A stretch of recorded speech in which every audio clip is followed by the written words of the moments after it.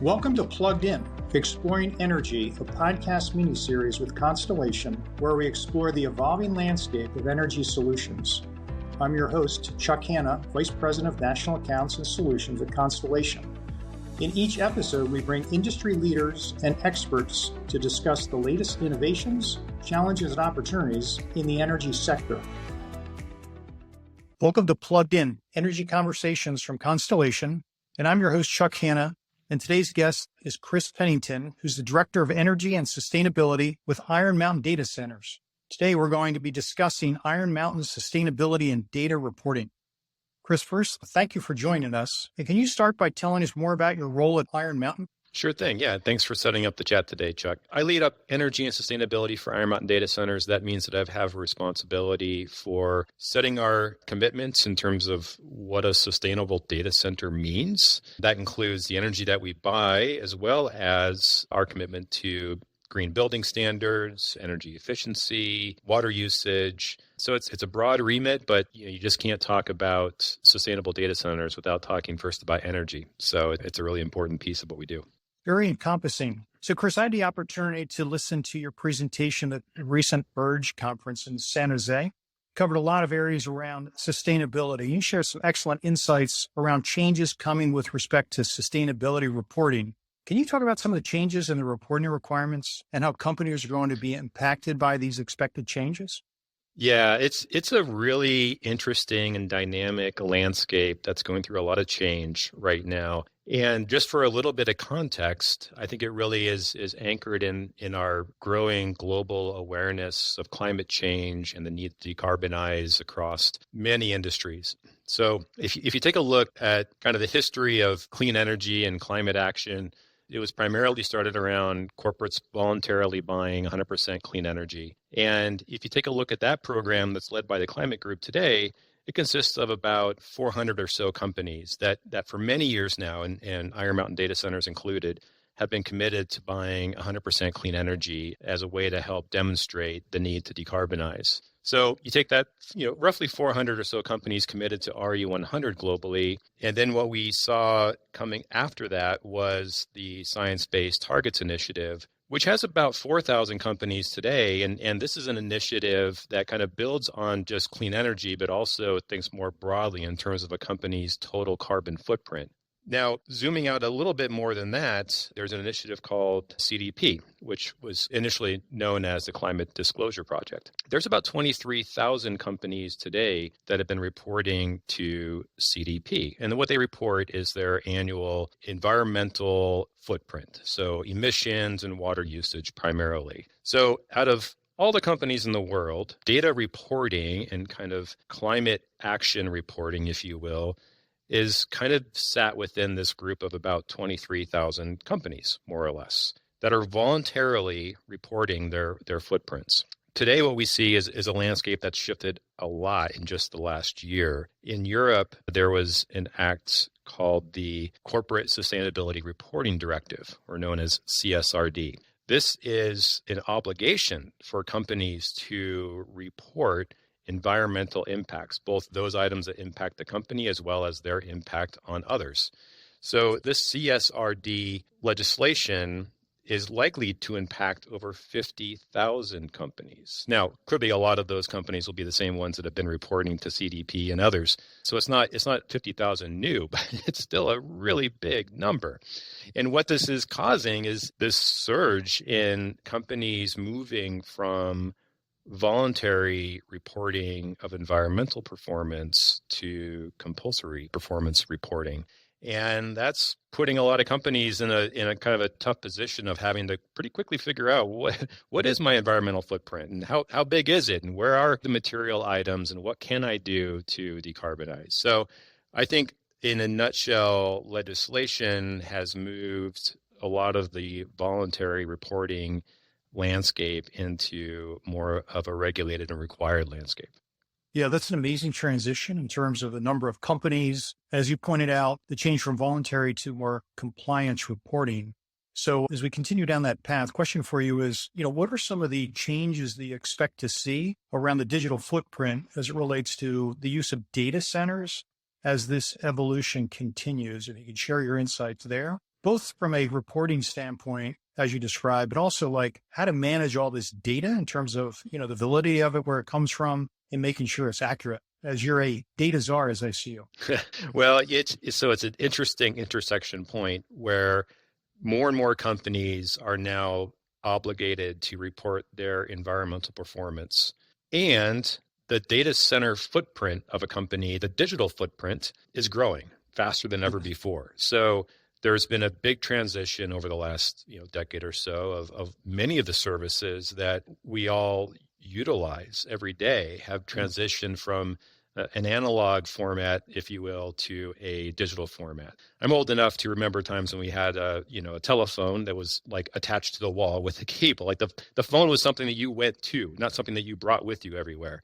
And phone calls were analog, and it was very expensive to make an international call. And just think about how that's transitioned to a digital world today, where with the Internet of Everything, our refrigerator speaks to us and orders, grocery lists. So we've created digitally enhanced offerings across just like all aspects of our daily lives.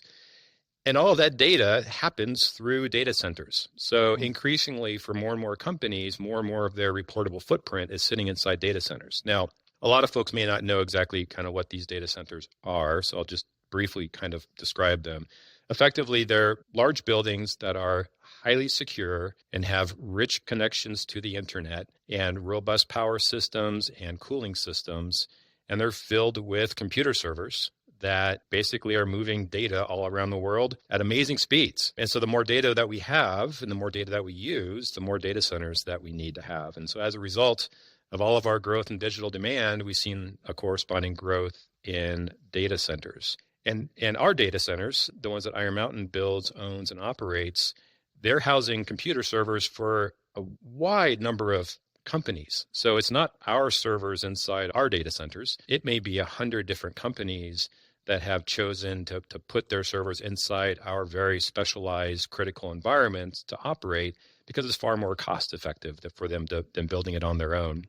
So a lot of times when people hear about this growth in data centers, they think about the really large, public, household brands, the Googles, the Amazons, Microsofts. And in fact, when you really kind of understand the data center landscape a little bit, it becomes clear that the vast majority of this activity happening inside data centers is actually supporting hundreds of thousands of individual companies. It's not the headline names that we think of.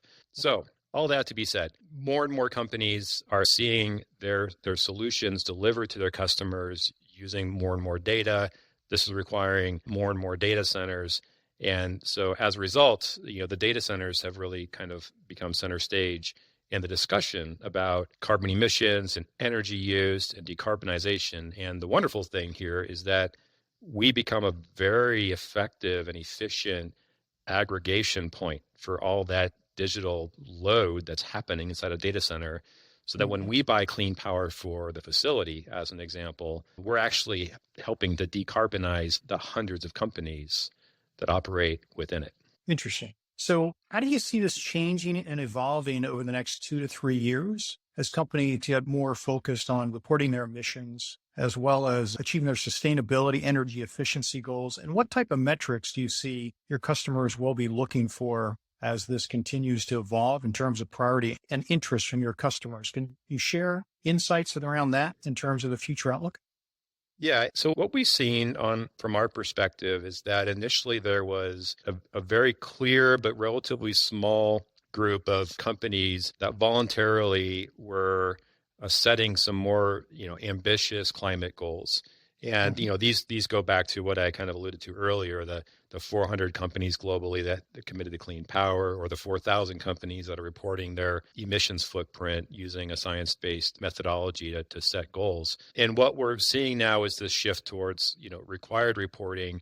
And so as a result, it's become necessary for companies to understand what that footprint is and the data behind it, because environmental performance data has been elevated effectively to the level of financial data in terms of its reporting. So it needs a comparable level of rigor and credibility and review in order to be reported publicly.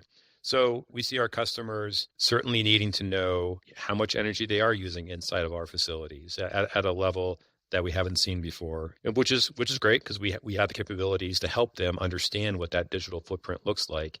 And they're asking, whereas before they may have asked about clean power from more of just, is it clean or not? Today, what we see customers is asking if we're purchasing clean energy, and then also asking, okay, well, where is that clean energy coming from? And what was the generation source? And how did you contract for it? And they're asking those questions because they plan to report their consumption of that power within our facilities, within their results, which is the proper way for them to do it. And they need to know that our approach to decarbonizing their energy is credible. And as a result, we lean on a number of providers to help us understand not only the landscape of the clean energy that we're buying in terms of like a general perspective, but also a more granular perspective. The discussions now are moving from kind of generic to much more granular, much more specific topics. Interesting. And then as customers continue to look for what you described as this more granular level of reporting, detail around the data with respect to the carbon-free power you may be providing them, and then how it matches up with their usage, how do you see your future clean energy and renewable procurement processes changing as you look ahead, as these customers continue to pursue this type of information and the types of sourcing that they're looking for from you? I think the wonderful thing here is that companies of all types, not just data center companies, but companies across all industries are getting more engaged in this clean energy transition. And I alluded to that earlier, when I said that they're asking follow-up questions, not just is it clean, but how did it get clean? And the early days of that were to match your consumption of electricity with an equal amount of clean energy on an annual basis. So if you used 1,000 megawatt hours a year, you'd go off and secure contracts to put 1,000 hours of clean energy onto grids someplace. And that was a wonderful first start. In 2020, Google really recognized that annually matching clean energy still leaves a lot of reliance on fossil-based generation. And if we're going to really truly decarbonize, we have to get more granular. And so they really pioneered and championed an effort known as 24/7 carbon-free energy. And they were the first to set a very ambitious goal to match every hour of energy use with locally produced clean energy every day by the year 2030. When I first saw that, I was like, wow, that is ambitious. And while I first thought that it was just kind of Google doing the wonderful things that they can do with the resources they have, it became clear that this is actually what we need. We need to decarbonize every hour of our energy grids. So in 2021, we were the first company to follow Google and set a 24/7 carbon-free energy goal as well. So this fundamentally changed our discussions with our utilities and retail electric providers, because no longer were we talking about annual numbers. We began talking about hour by hour, what's the carbon intensity of the energy on the grid? What opportunities do I have to contract for wind, solar, hydro, geothermal, and measure it and know what it is on an hour by hour basis, and understand then how I'm making true progress towards decarbonizing the energy that our data centers consume. So we did that in 2021. In 2022, we worked on what I think may still be the largest 24/7 carbon-free energy retail supply agreement in terms of this, the number of sites and states and grid systems. And in 2023, that contract for our data centers in the Northeast US yielded over 97% hourly matched, which is phenomenal. So we in 2023, our data centers consumption hour by hour was matched for 97% of the hours with locally produced carbon-free energy going onto the same grid that we were pulling power off of. So that was pretty cool. And what we see now is our customers taking interest in saying, oh, that's possible. And that's wonderful.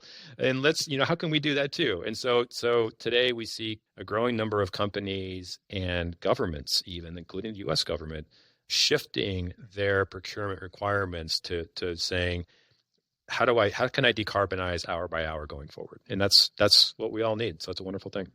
So, Chris, you've been a leader in terms of coming up with these structured products to decarbonize the supply to your facilities and provide that benefit to your customers. What are some of the areas that you can share with us that, are the challenges in terms of meeting these hourly match all the way up to the 24/7 in terms of what products are of interest to you that aren't readily available? If you can share any insights there is one question. The other part of that is in terms of what you're using to provide the reporting information, the visualization of the reporting for your customers, if you can share any specific tools, solutions that are available to your clients for that as well. Sure thing. It really comes back again to data and the need to have the data that helps you understand your performance, shows you where the opportunities are, and then helps you understand the progress you're making. And back in 2021, when we set our 24/7 carbon-free energy goal, quite honestly, the landscape has matured and evolved a lot since then. There was extremely little, or kind of a very small ecosystem of suppliers and providers that could help. But today, we see that landscape has widened a lot, making it easier and easier for companies to really pursue this more decarbonized energy procurement approach. So today, we utilize partners across a lot of our business, including our energy procurement, and two of which that we've worked with from a data visualization standpoint are ClearTrace and FlexiDAO. And these were early pioneers also in the clean energy space, developing platforms specifically to take data, consumption data in, and grid data and generation data, and do the complicated big data work of just like comparing all these points together and helping you understand where you're at. They've been tremendous partners, and we've seen the landscape of energy offerings mature. Initially, and still today, we work with a firm called Renewable Power Direct, or RPD, based out of Houston, that's helped us develop some of the leading retail agreements that I mentioned earlier. And, a lot of times voluntary procurement is necessary initially to kind of get the ball rolling. And what we see today is folks like Constellation Energy, certainly, for example, and others are developing retail supply agreements that specifically do this. So whereas 3 years ago, it was a head scratcher, like, how are you going to do that? Today, there's actually off-the-shelf retail products like from Constellation that companies that are serious about their footprint, understanding ways in which they can buy advanced clean energy products, they have solutions now. That's really cool to see.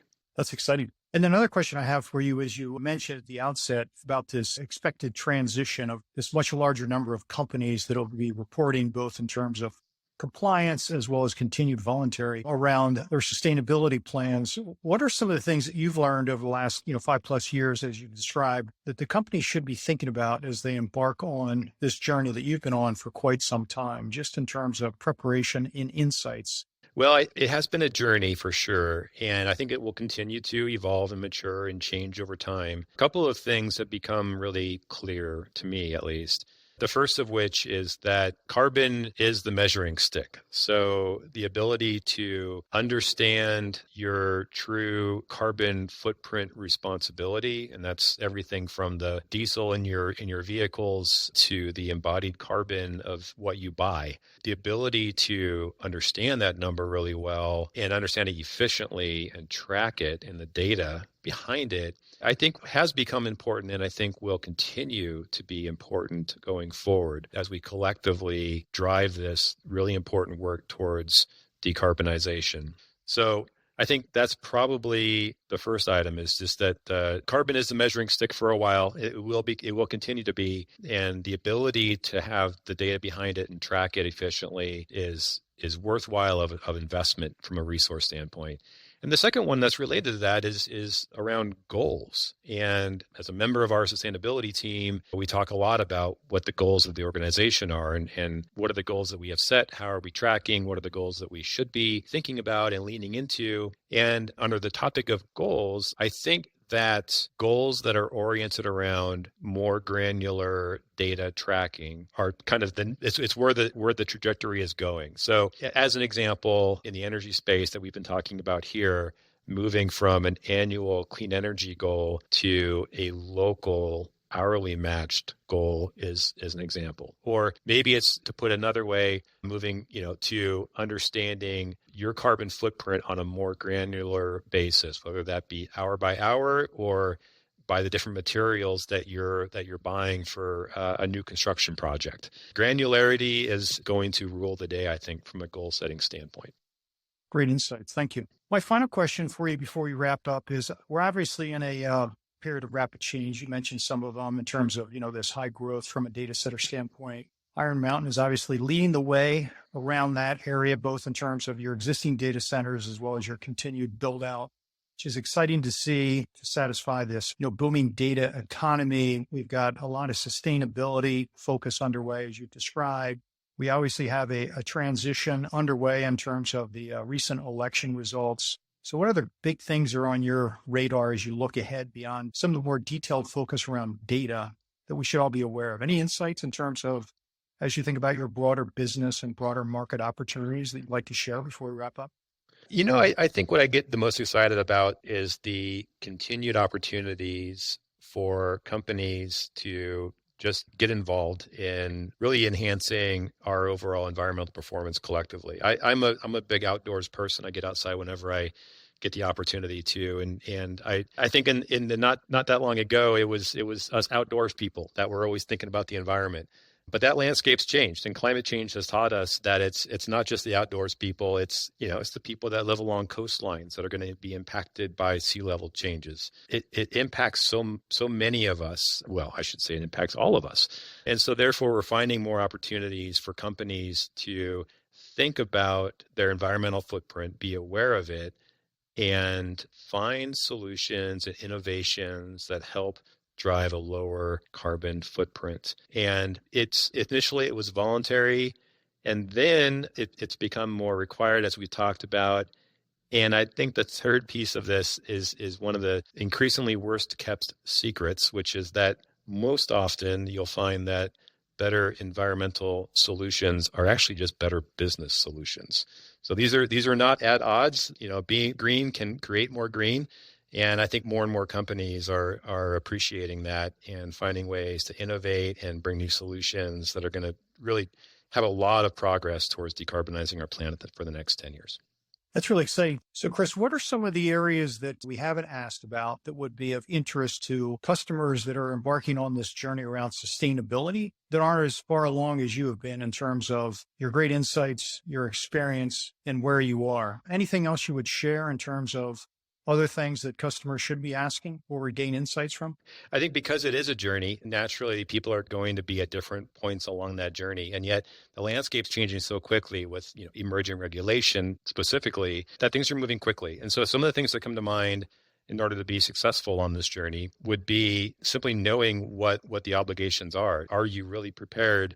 And do you feel prepared to understand what that landscape looks like for you and your company from a reporting standpoint? And that's a challenge that I think tens of thousands of companies now are starting to kind of get a full appreciation for, is that this will require additional resources to support compliance reporting.